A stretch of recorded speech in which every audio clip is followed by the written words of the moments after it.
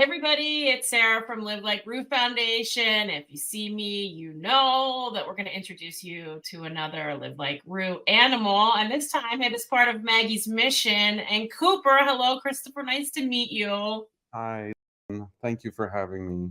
Yeah, and so everybody knows, just so Christopher and I've been going back and forth. Unfortunately, we were a little bit short on money during the summer. It's really, really tough. But we're actually from the same town. And when I say town, Pennsylvania is very small. It's small town.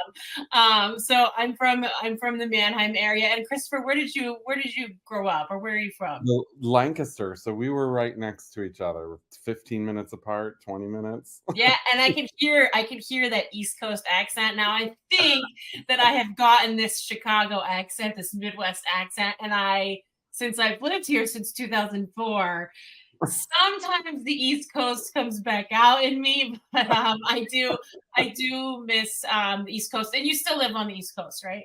I do. I live in New Jersey now, but I've lived in Pennsylvania back and forth all my life, and then in the last 7 years, I've lived in New York and New Jersey. Wow, I mean, amazing. I love it. East Coast representing here. I appreciate it. I like to start with a little bit of light because I know this is going to be a little bit tough. But tell me how Cooper came into your life. Cooper was a really special kitty. He came into my life about 7 years ago. I might start crying, just so you know. He came at a time when I was really looking for someone to love, and I felt that it was really important to, oh, there he is. So really important to, honor that. And it was looking at the time for a hypoallergenic cat. I wanted to do a rescue, but a lot of friends were allergic. So I was like looking at a Toiger, which they said were hypoallergenic. And um, I went up to, he's originally from Canada. So I drove up to the border and I talked to this woman. Who was amazing. I call her Cooper's mom, and there was two cats in the hotel room that she was staying at, two kittens, and there was one kitten peacefully laying, and there was another kitten running up the curtains, and she was like, "That's your cat, the one running up the curtains," and I was like, "Oh no, like, what about the one sleeping?" And she was like, "No, I've been really looking at you and thinking about you, and we've been talking for the last couple months. Cooper's the one for you." She didn't call him that, but that's what I ended up naming him. And the little buddy sat on my lap the whole drive home. At the time, I was living in New York, in Queens, and that was like a 4.5 hour drive, and just like sat there and slept on my lap the whole way home. And we've just been connected ever since. Cooper also has a brother, Sam, who's left here, and Cooper has just been a really important part of my life. He never was a standard cat. He was like always outgoing. He For about 4 years he used to play fetch, so we could throw a ball and he would go retrieve it and come back. He always had to be like right in your business. If you were cooking, he had to be sitting right there. If you were studying or doing something, he was right there with you. And he had this bright, open like way about him, and had this like handsome way. And then um,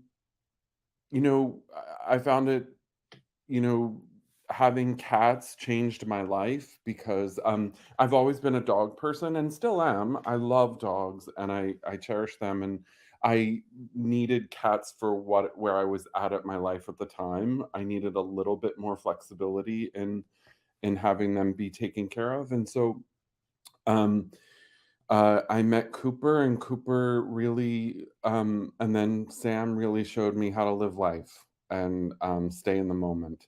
And we lived in an apartment on the seventh floor, and they loved life, and we were happy. And I met someone, and we moved to New Jersey, and we live in a small town in New Jersey. And about a year ago, we bought a house, a small house, and uh, it wasn't until March uh, that we noticed he started to lose weight, and took him to the vet, all sorts of tests, very expensive. I The one thing that's really hard about this is it's so expensive, and you don't want to pull back or do anything. You want to help your loved one in this way, and that's Cooper 2 days before he died. And so we noticed he was having it, and he was diagnosed. We did a surgery to figure out that we thought he just had IBD because he was having diarrhea issues. And the surgery revealed that he had small cell lymphoma, which we were told, like, oh, this is a good thing, like, of all of the cancers, like, this can be treated. And we started him immediately on the medication. And the first round of medication he responded to very positively. His diarrhea stopped, his intestinal tract calmed down for about 3 days. And then it just started going downhill. And it started probably in May or June, May, probably May, and took us till the end of August when he passed. And, you know, just figuring out, I'm sure other people have gone through this. It's really hard to know when to end things, but I could tell we had decided one of the things I love and adore and is so expensive, and I don't know if I'll ever be able to afford it again, was to have a vet come to your house. And we decided we saved up and tried to do that, and the vet came, and it was one of the most beneficial things, because we on Friday we called the vet. She couldn't come until Sunday, and I kept telling him, I was like, Cooper, Sunday's the day. And he knew, and he was enjoying the last parts of his life that he could. At the end, he was eating like 2 or 3 cans of food a day because it was just going straight through him. So he would eat and then have diarrhea, and eat and have diarrhea. So I was just trying to give him any treat, anything he wanted. He was kind of like low energy. And then the vet came, and on a Sunday afternoon, we held him close, and we did that. And then we decided to bury him in the backyard, kind of old school, kind of, like little kiddish. But we at the end of summer there, around our house, there's lots of flowers. So we picked all these flowers and lined the grave, and put him there, um, especially wrapped and all of that, of course. But and that was sort of the end of the story. And it just kind of happened quickly. And he was young; he was only 7 years old. They said it was very unusual for a young cat like that to have cancer. And you know, you just want to do everything you can for them. And we ran up a lot of debt, and Live Like Rue, I reached out. Someone had told me about the organization, and I reached out, and they were able to help a little bit. It was really pretty amazing, um, to have that support and help, and also for people to understand what we had gone through. I feel like I have an understanding of pet owners now who have had uh, this happen to them.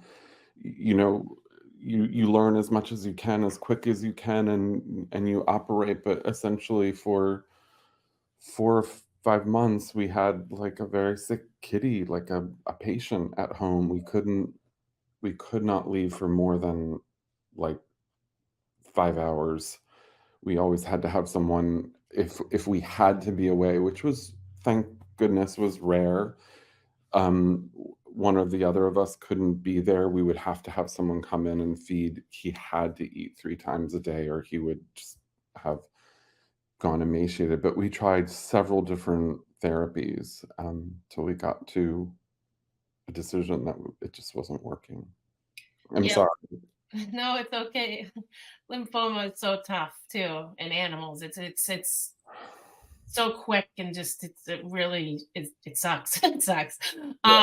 Live Like Rue is, not really a club you want to be part of, but I was just having this conversation with somebody that until you go through it, you don't really appreciate it. And I'm not saying that in a bad way because so many people support us and they have not been through it, but they can see what we do. But when you feel what that is like to go through and then end up, with all these bills and then no animal at the end, it's tough. It's really, really hard. So I'm so sorry.